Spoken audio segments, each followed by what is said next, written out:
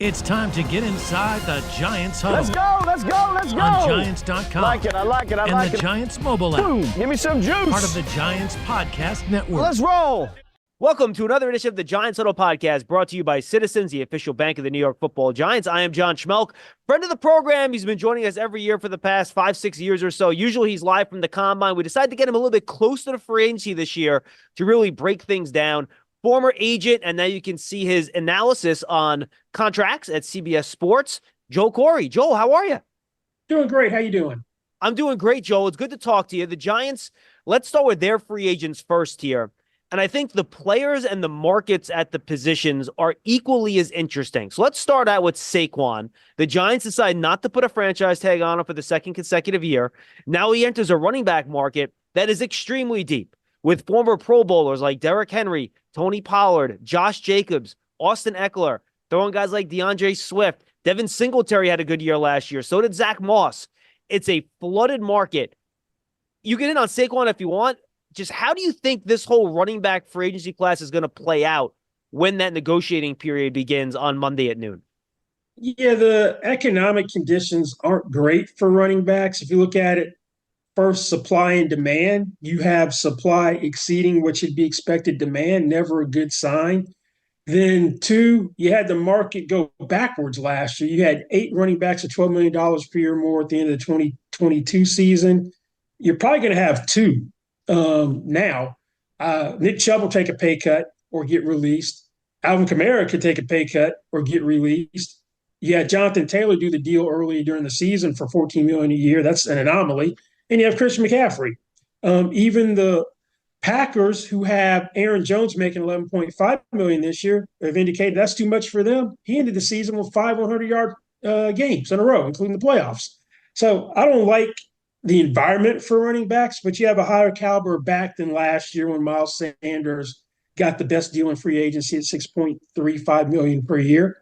If I'm Saquon, and I'm not upset with the Giants because that could be a very real possibility. And the reason I say that is when I represented free agents and you had that much acrimony or that much difficulty in getting a deal done, they were very likely to go, you know what, I'll go any place but here. Unless the money is so overwhelming compared to every place else, I'm out. I don't know if he feels that way. Maybe he likes the New York market, wants to continue being a Giant. I was surprised last year that he caved so quickly on the getting the incentives with the franchise tag. Added his franchise tag, unlike Josh Jacobs, who waited until he was good and ready to come in the latter part of the preseason. But if he's okay with the Giants, that may be his best deal. I don't know in this environment.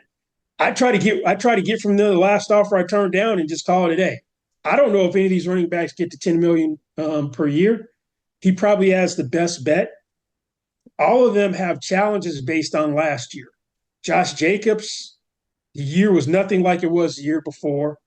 Derrick Henry has different set of circumstances. He was second in the league in rushing, led the league in carries again, but he's 30 and has over 2,000 career carries. So that's a warning sign, although he has some indications he may be an anomaly. Saquon wasn't the same year as in 2022, but the offensive line was terrible. If you look at Pro Football Focus's run blocking grades, collectively the Giants were 30th. That's not good. So it's not like he was running behind an old Dallas Cowboys line like Ezekiel Elliott had, or if you go back even further, Emmitt Smith.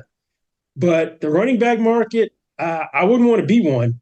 I wouldn't want to be one coming out in the draft, and there aren't any first-round running backs. I wouldn't want to be one now, given how all the $12 million per year running backs are disappearing. So how quickly, Joel, do you think these guys are going to go off the board? Since you mentioned low demand, high quantity, right? So it's like a game of musical chairs where you got like 8 guys and they're just walking around 4 chairs. So is this a deal where the first guy is going to jump at the first really good offer he gets? Do you think they're going to try to hold out and wait for a better deal? If you were advising your clients on how to approach this market in terms of timing, how would you advise them in terms of how you would handle this once you can start talking to teams on Monday? Well, technically, the agents have some idea because that's one of the reasons you have the combine for the agent standpoint. One, you babysit your clients who are going to be drafted, your draft eligible clients. It used to be, and it's going to come back next year, they'd have the agent seminar. You have to go to one seminar to remain in good standing as NFLPA.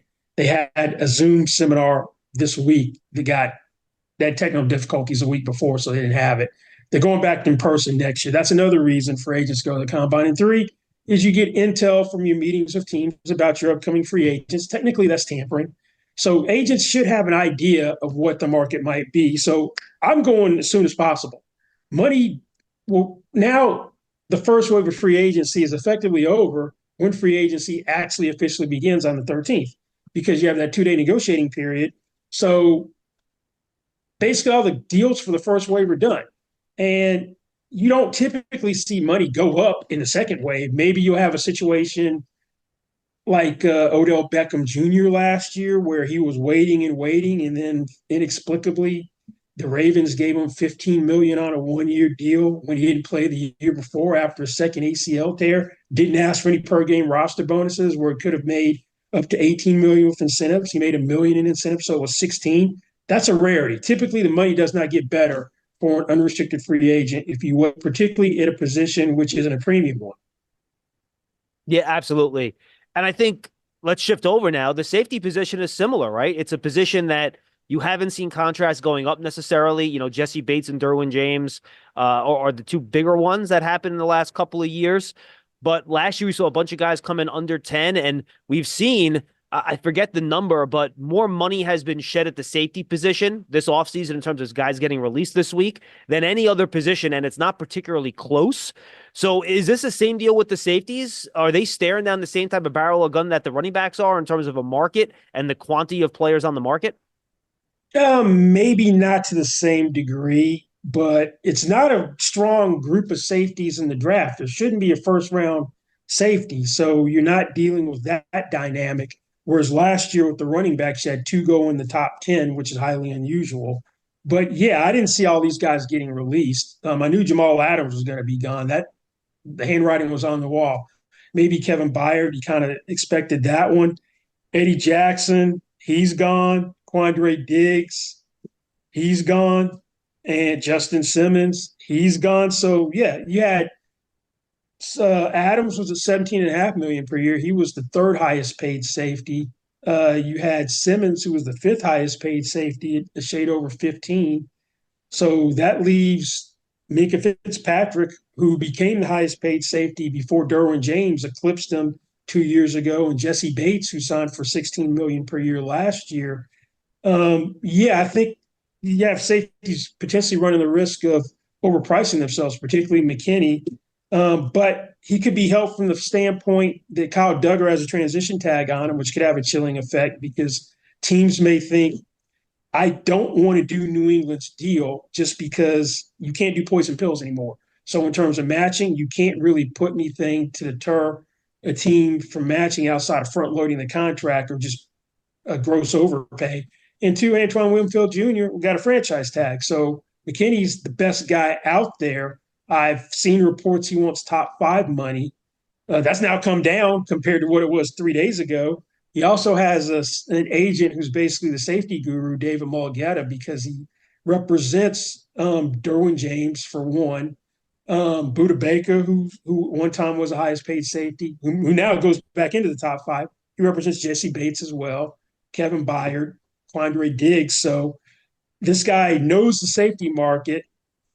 He's probably going to be looking at Jesse Bates money or trying to get it. What you target and what you get are two different things. So I'm targeting Jesse Bates money, $16 million a year, $36 million in guarantees is one thing. Getting it could be a different story. Now, the floor should be Grant Delpit because Xavier McKinney is better than Grant Delpit. Grant Delpit was injured, and towards the end of the season, regular season, signed for $12 million per year. 3 years, $36 million was the extension. I think like $25 million in overall guarantees, maybe 14 fully guaranteed at signing. But yeah, that should be the floor.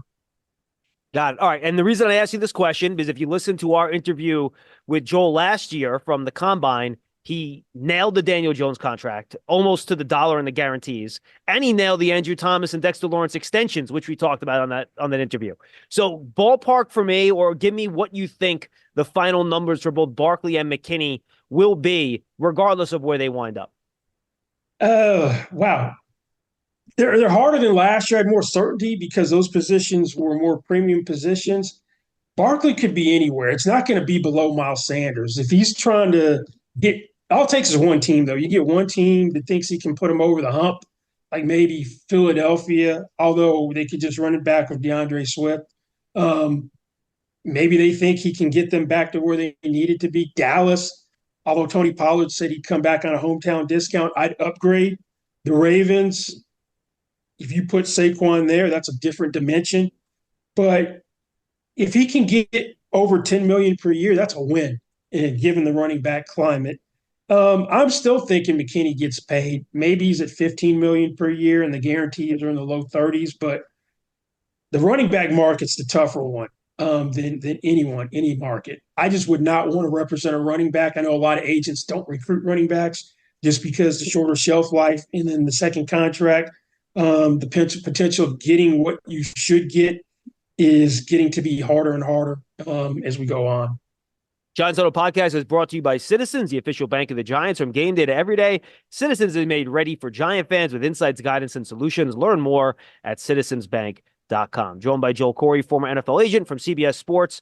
You'll find him at cbssports.com, all the stuff breaking down free agency. All right, Joel, let's talk about some of the markets out there. The Giants, I think, have a big need at guard, and I think in order to try to get this offensive line squared away, I would not be surprised and that they would target a guy at the top of that market. What do you think the top of that market is going to look like when all is said and done and the top 2 or 3 guard contracts this offseason are handed out? Who do you think those guys are going to be, and what do you think the number is going to be around?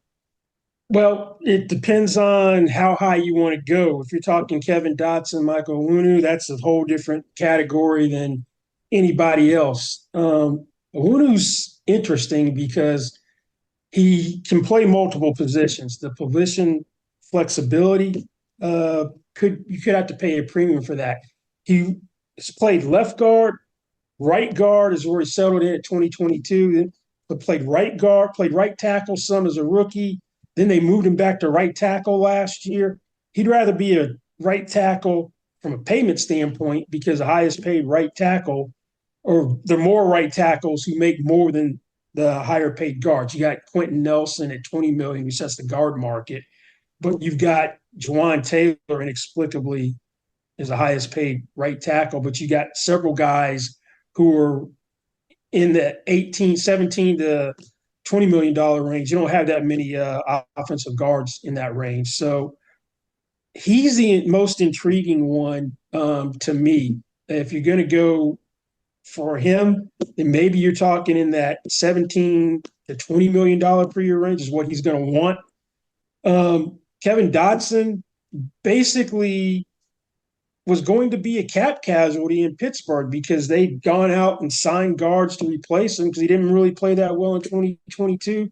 He's a preseason trade to the Rams at the cut down, doesn't start the first 4 games, has an all-pro caliber year. He's going to be trying to get 15, 16 million per year. He's a kind of buyer beware for me because he was a penalty waiting to happen in 2022. No penalties in 2021. He flipped sides from the left to the right.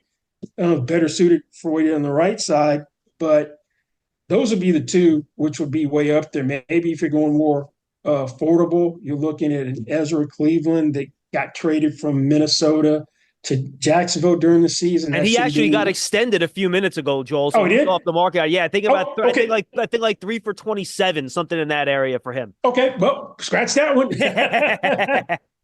Well, that's about where it should be, or like a Dalton Risner who actually went to Minnesota and led to him being traded because he was an in-season signing. That's going to be probably $6-7 million per year. You got John Runyon might be in that same neighborhood as well. How about Robert Hunt? That's going to be high territory. That's going to be in that same neighborhood as the first 2 guys. He'll be very expensive. So if you want to go hunting in that territory, so to speak, no pun intended, then One of those three guys. Two other guys I'll throw at you that I think are interesting. Damian Lewis, 27-year-old from Seattle, more of a mauler type. And then Jonah Jackson, who I liked when he came out of the draft. Two other guys that are both 27, right in the middle of their prime. Are you looking in the 10 to 12 area for those two guys, you think? Yeah, more so for Jackson. I think Lewis might be more in the Cleveland range. Okay. But still, you need to upgrade your offensive line. Evan Neal hasn't lived up to his draft position, so I assume you're bringing in a swing tackle as well. You're ready for a change. Payday comes early with Citizens, so go to that retreat. New you moves to the country. Now you're raising goats and launching a lifestyle brand. Are you ready for all that life brings? Yeah, I want to go swing tackle next. You read my mind, Joel. And I think one guy that's interesting because the Giants hired Carmen Brasillo, who was the Raiders offensive line coach last year, and he had a lot of success with Jermaine Illuminor at right tackle for Las Vegas. I don't know if he's now a swing tackle because he kind of took over a starting job. Well, good question then. What do you think his cost is going to be on the open market? Maybe 8 to 10 if he can get it, but he's going to look to start. He's not looking for swing tackle money. Josh Jones's would be your swing tackles. To me, a guy that's probably going to end up being a swing tackle because I wouldn't pay him based on his injury history and what he didn't do last year was Mekhi Becton. I'm not paying him more than $5 million on a one.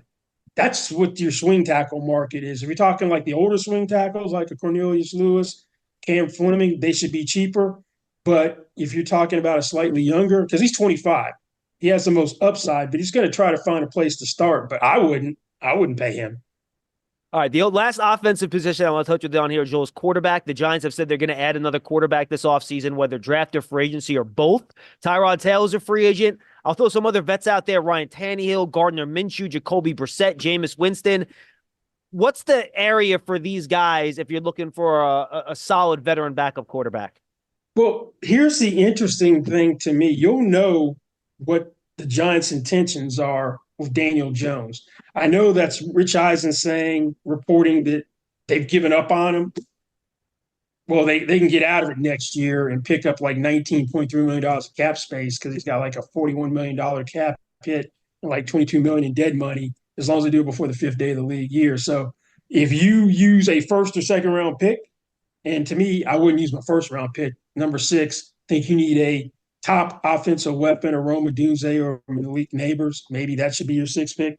But if you're going quarterback, if someone drops or you take a quarterback 6, that tells me everything you know about Daniel Jones, or you use one of your 2 second-round picks. That tells me everything. If you're talking backup, you're talking Jacoby Brissett would probably be one of the more expensive ones. And maybe guys look at Daniel Jones as, hey, he got overpaid. I may be able to get on the field, kind of like Ryan Tannehill with Marcus Mariota years ago, where they traded for him. He ends up taking the job. Brissett's probably going to be like 7 to 9 on a one. Jameis Winston made 4 on a one last year. Mariota made 5 on a one last year. So you're probably talking 4 to 6 on a one for most of those guys. Because I'd kind of look at this situation and go, this is not one where you can put in permanent ink, we got the starter.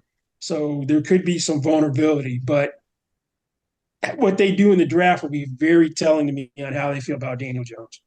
I know you talk to people on the league, Joel. I know you're not like a draft expert or whatever.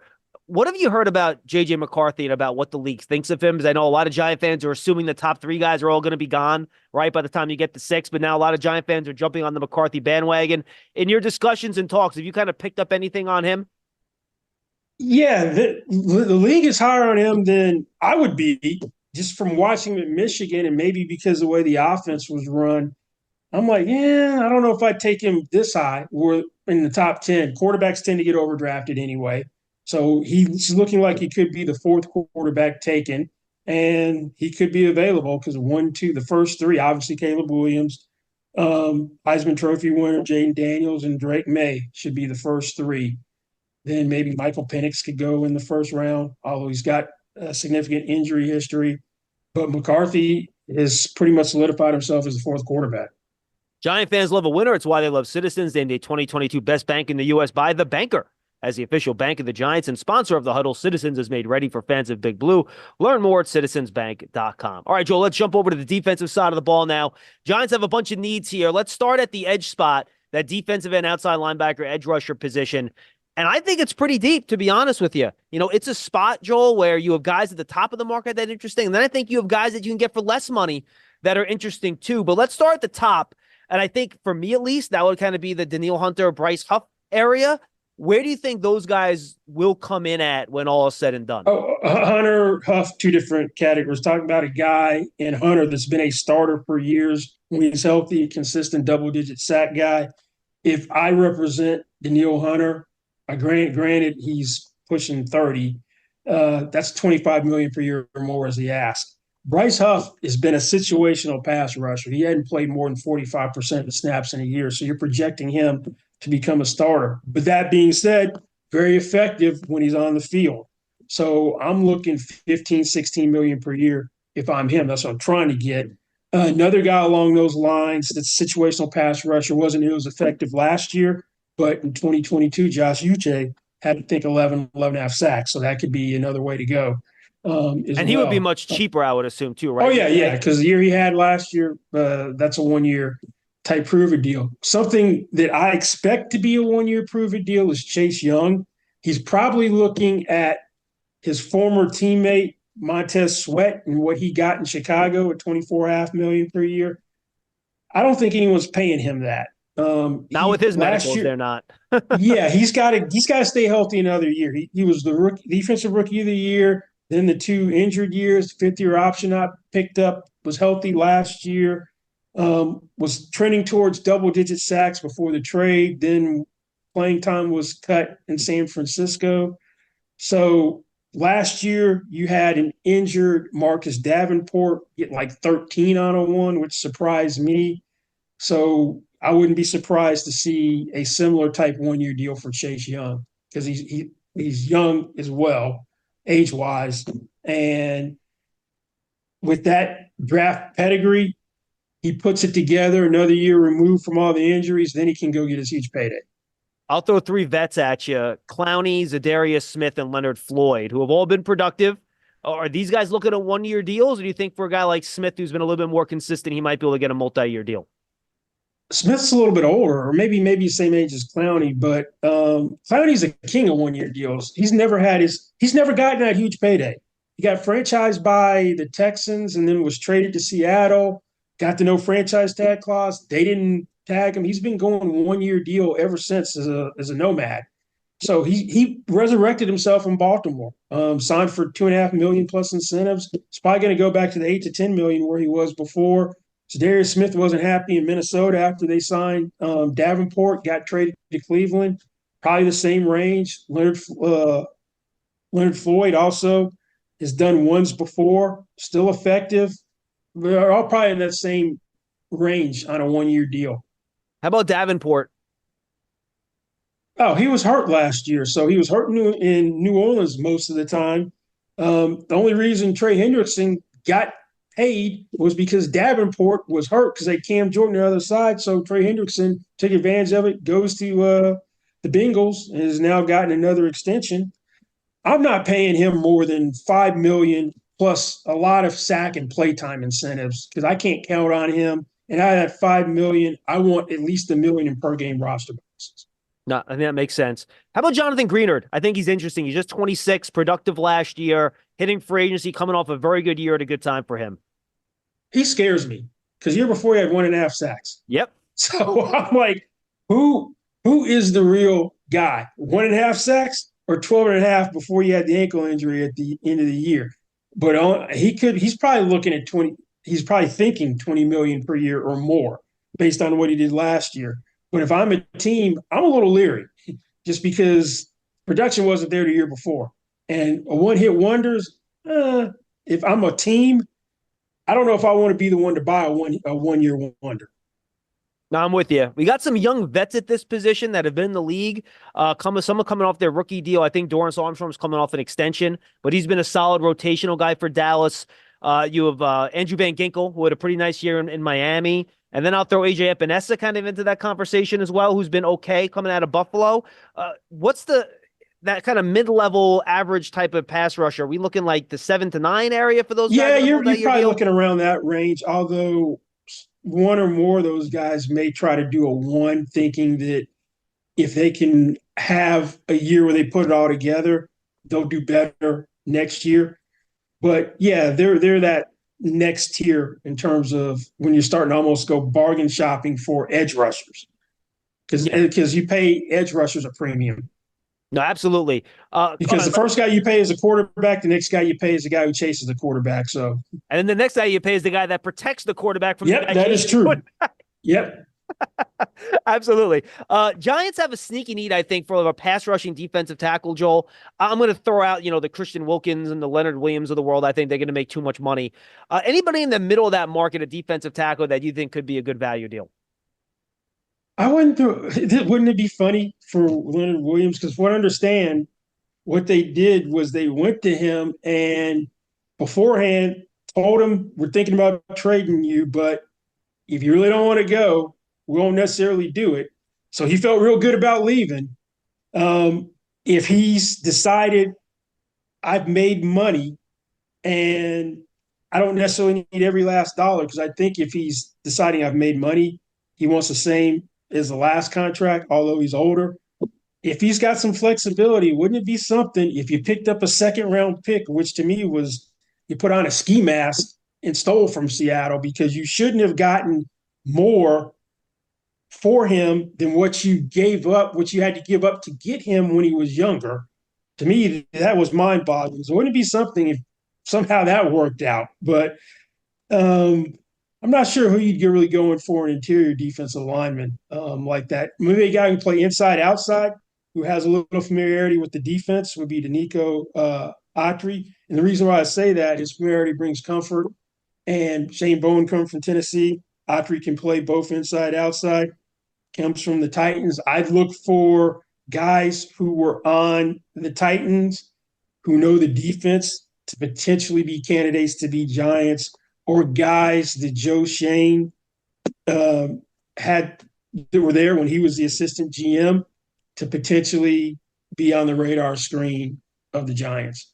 Yeah, and that's one of the reasons I mentioned AJ Epinesa, one of the guys they drafted while he was there. You love turf. You're good at it. So you start a turf biz. Business grows, your savings grow. Become the most celebrated name in turf. Are you ready for all that life brings? All right, let's go to corner. And a couple of those Titan players are at corner, Joel, so you can hit on those if you want. But let's separate this into slot and outside, because I do think they're almost two distinct positions at this point. Yes. Let's start with the slot guys first, because I feel like you get really good value at slot corner and phrase. Yeah, they don't get paid like the outside guys. They don't at all. Yeah, and you can get a really good player for like well under $10 million a year that can start and be good for you. So guys like Kenny Moore, I think, that's the first guy that was in my head was Kenny Moore. And Jordan Lewis, another guy from Dallas. I know he had some injury issues, but he's been good for Dallas in the slot for a long time. Those two guys, what do you think the cost would be? And then any other slot guys got to jump out at you? Yeah, those two are the ones that really are on my radar screen. You're really talking no more than $10 million per year, less for Lewis because he's been hurt. But alluding to the Tennessee guys, Sean Murphy Bunting, probably no more than $5 million on a one. And Christian Fulton, who was perpetually injured, has a lot of potential. He could be a steal if healthy. Sometimes it works the other way, that if you know somebody, you don't want anything to do with them. But typically you see a lot of guys, and I'll go back to a long time ago with the Giants. I used to call the Giants the New Jersey Broncos because of Dan Reeves, because all those Denver guys started coming over. And that kind of got on my radar screen. And Parcells did that as well. He took former Giants wherever he went. But Christian Fulton has a lot of upside. It should be extremely cheap, probably no more than $3-4 million on a one. But here's one I keep an eye on. All-Pro corner, has injuries past couple of years, rehabbing an Achilles, just got released.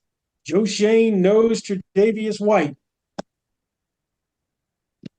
He's going to be much cheaper than he'd ever be. And that screams 1-year deal. is a risk because of all the injuries. He hasn't had a healthy season since really 2020. He got hurt in 2021, tore the ACL, came back late in 2022, tore the Achilles early this year. But he's been a high-quality corner. Yeah, I think that's an interesting name.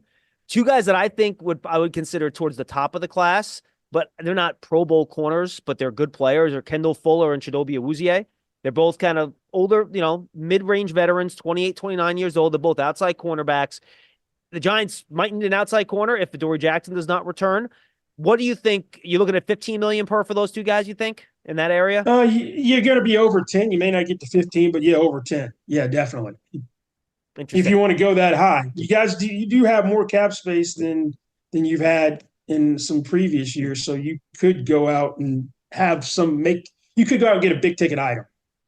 Yeah, absolutely. I think you could probably do it at two positions, to be honest with you, if you wanted to. Yeah, you're probably right. You probably could. And, I'm thinking kind of guard and edge. I think those are the two spots that I think they're probably the biggest. Well, you may have a sneaky need where it's not the same year it was last year in the draft. And you saw the top tight end go off the market in Dalton Schultz because Waller's contemplating retirement. Yeah.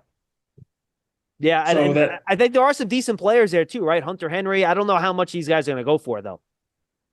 Yeah, he's a little older, and I've heard that New England wants him back, and he's probably thinking, I don't need to take a pay cut. I'm like, yeah, you do. You haven't been all that productive. You weren't really much more productive than John Smith when they inexplicably signed both of them in 2021 for nearly identical $12.5 million per year deals. Johnny took a pay cut to $7.5 million per year last year to go to Atlanta and then got released. Then Noah Fant, who has that first round pedigree, was in a weird timeshare in Seattle with Will Dissly and Kobe Parkinson, so the stats aren't there. His best year statistically were in Denver. He might be the best young guy out there. All right, so let's wrap up here with safety. We talked about it in relation to McKinney, right? I'm just going to throw out all these names. I mean, we talked about some of them already, but guys, we didn't. Geno Stone, Jordan Fuller, Jordan Whitehead, C.J. Gardner-Johnson, who's also more of a nickel, right? Deshaun Elliott, Darnell Savage. Then you have the veterans that Taylor Rapp just re-signed. The veterans, Eddie Jackson, Poyer, Micah Hyde, Quandre Diggs, Justin Simmons.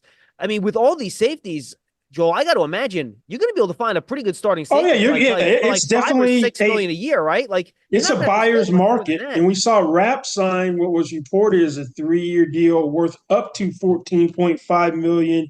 I'm not going to fall for the Mike Evans reporting. So up to $14.5 million over 3 years means that's the max value. I don't know what the base value is, but it certainly isn't. What would that be, like 4 or 5 a year or 4.75 a year? It's definitely not that as the base value. But yeah, you got so many guys out there. Some of them are a little bit older, but you're going to be able to find at least a guy that has played at a high level. Maybe he still can't play at the level he used to at a pretty good price. Like you got the two Bill safeties, Micah Hyde, who's free, Poyer that was released. They're older, so they're going to be probably no more than $6 million, I would think. And Joe Shane knows those two guys, but yeah, there are a ton of safeties out there. And then I want to touch on two running backs we didn't mention earlier that I think are interesting because they have connections to the Giants, and that's Zach Moss and Devin Singletary, right? You mentioned guys that Joe Shane knew from Buffalo. They were both there in Buffalo when Joe Shane was there. Both had pretty good years last year. But again, saturated market, one for five. You may not have to go there. Wow. Zach Moss was interesting to me because when Jonathan Taylor was out, it's like, do you really need Jonathan Taylor? Because he was one of the league leaders in rushing. And then when Taylor came back, they were splitting carries 50-50. Yeah, initially until Taylor got up to speed. And I could see that one if Saquon's gone. Singletary took that job from Dameon Pierce. I know it was a regime change down there, but he was having almost a 1,000-yard back as a rookie before he got hurt.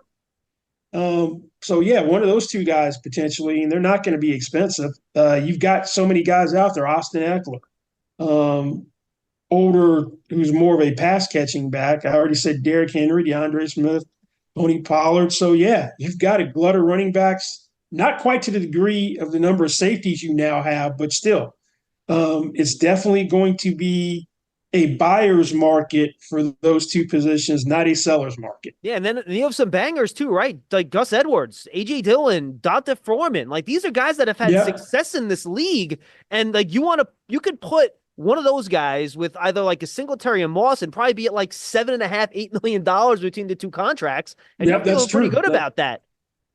Yeah, so you can definitely go out and find a way to replace Saquon, and with two backs, and you'll probably replicate his production. All right, Joel, let's wrap up here. I'll ask you a very broad question. What's one thing that you think that you expect will happen that you think might surprise people when free agency opens next week? What are the things that you're really trying to keep an eye on? And then what's one thing that might surprise people? I'm curious to see first where these quarterbacks go. I mean, at the top, the high end one, Baker Mayfield, how much does he get off of resurrecting his career? If I'm him, I'm looking at this Daniel Jones contract and going, hey, he gets 40. They didn't pick up his fifth-year option. I want 40 if I'm the team. I'm like, you're more like Geno Smith. That's 25 with upside to 35. Then you got the Dolphins. Are they going to get Tua done? That'll be over 50 if it gets done. Jared Goff is someone that has a second day of the league year roster bonus. He's proven that he's not just a product of Sean McVay's system. That'll probably be over 50. Then the big one is Dak Prescott. If I'm Dak Prescott, I'd pull a page out of Russell Wilson's book from 2019. I've got a almost $59.5 million cap hit and no trade clause, and you can't stick a franchise tag on me if I play out my contract. Russell reportedly told the Seahawks in 2019, we have a deal done by X date or we never negotiate again when he was going to his contract year when they made him the highest paid player in the league. I know Dak didn't play well against Green Bay, but he was the NFL MVP runner-up. I'd tell Jerry, if I'm Todd France, if Dak would allow me to do it, here, we're done by this date. It's got to be X. If not, you can find yourself a quarterback next year. I'd stick a gun to his head. Yeah, I don't mean to interrupt you, but I don't really understand what Dallas' strategy is here, right? I mean, they waited so long to get the last contract done. To your point, they can't tag him right now, and you can't, and he also has no trade clause, right? It's not like you can go and trade him for picks if you want. So he's a $60 million number. The Cowboys, I still think, as of this recording on Thursday at 1 o'clock, Dallas is still over the cap. Like, they are. They are compliant yet. So, well, they can get compliant with him, and if they do this, to me, that means they're not close on a negotiation. They've got 2 voting dummy years already in the contract, so they've got automatic conversion rights in the contract. So they could kick the can down the road, and they pick up almost $22 million in cap space that way. But they can't use the roster bonus if they do get a deal done. They can still use his base salary, but not the roster bonus. But then let's say they don't get anything done, then they have $58 million of dead money next year. So you're damned if you do, damned if you don't. There just seems to be no urgency there, which to me is shocking. It's just very odd the way they're handling it to me. I don't know. Yeah, well, how he handled it the first time was just as odd because the reason you're in this position is you, one, didn't do it early when he was going into his contract year. 2, you made him play on a franchise tag. You created unnecessary conditions, which may have created some acrimony, and you had to make all these concessions to get a deal done. So that's their own fault. Yeah, no, absolutely. Yeah, look, Giant fans, great. I mean, the more turmoil there is in Dallas, the better it is for the people in this building, the happier we all are. And then the one thing you didn't mention is Kirk Cousins. I mean, isn't he kind of the linchpin? And where he goes is going to impact the draft too, because it seems to be Atlanta, Minnesota. You know, I think other teams could be in the mix too. But if a team doesn't get Cousins, then all of a sudden they've got to be all in on a quarterback in the draft, right? Yeah, that's true. Or maybe let's say Cousins goes back to Minnesota. Does that put Justin Fields in play for Atlanta if they don't draft somebody? But Cousins was playing the best football of his career before he tore his Achilles. They have an interesting, what should be urgency for them. His contract voids the last day of the league year. They have these voiding dummy years in his contract where there's going to be $28.5 million of dead money as opposed to $10.25 million of bonus proration right now, counting in 2024. If they don't get a deal done, it expires. So if they get a deal done before the end of the league year, the bonus proration for his 24, 25, 26, and 27 years remains intact, kind of like the Saints used to with Drew Brees. But if not, it's 28.5 million in dead money. Then they'd have to go out and re-sign him if they did. I suspect that he's going to be at least 40 million per year. If you take the 35 million, which was his last extension in 2022, adjusted for cap inflation, you're at 43. And then you mentioned Justin Fields, and I promise this is the last follow-up. I can't believe with all these quarterback desperate teams, and we talked about with running back and safety, how there's more guys circling the chairs than there are chairs. It's the opposite with quarterback, right? There's only a couple guys walking around a whole bunch of chairs that teams want to fill. I can't believe there's not a team out there willing to give up a second-round pick. I'm not the biggest Justin Fields guy. I think he's a good quarterback. I don't think he's great.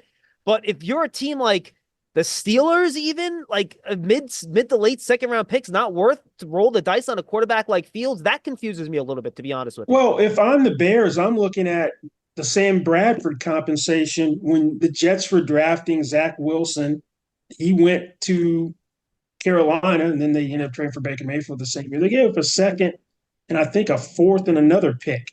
So I'm kind of looking at that as the baseline. Then you got the really intriguing one of Russell Wilson. He's got $39 million fully guaranteed for an offset that he's going to get from Denver. So he can go someplace and play for league minimum. Right. You can say what you want about Russell Wilson. If you can get a quarterback who could start for a $1.21 million base salary, that makes him a whole lot more attractive to teams, because he's not going to do Denver any favors. The more money he makes, the more they get off the hook from the $39 million with the offset. So he's going to sign for minimum or next to it. That could make him attractive to somebody to come in and be a bridge starter. Maybe draft someone like the Raiders, draft a quarterback, have him come in for a year. He gets a chance to try to resurrect himself and then go elsewhere, since he says he wants to be on the Tom Brady plane and play as long as he can. All right, Joel, tell the folks where they can find your work and anything else you want them to know about that you're up to. Yeah, you can find me on X at Corry Joel. That's CORRYJOEL. I have a piece out right now on 10 intriguing offensive players who are franchised or will be unrestricted, and I set target prices for them. Although when people read the article, they go, "This is the projection." I'm like, no, it's not the projection. It's what I would be looking to get if I represented the guy. What you ask for and what you get aren't necessarily the same thing. And you ask for more than you think you might get. Because in Saquon's case, I'm like, if I can get what I got last year, I had added for $11 million per year, $20 million fully guaranteed at signing, 23 in overall guarantees on a 3-year deal. I don't think he's going to get that. That's what I'd be asking for. And tomorrow, defensive players come out. Well, that'll be awesome. And this is going up on Friday, so both those should be up by the time you guys watch and listen to this on the Giants Huddle podcast. Joe, I love talking to you, man. You're the best. Thanks so much, and let's stay in touch and enjoy the chaos of the next 10 days or so. Oh, yeah, definitely will. Definitely will. All right, Joel Corry on the Giants Huddle podcast, brought to you by Citizens, the official bank of the Giants. We'll see you next time, everybody. Enjoy your weekend, and the chaos starts next week.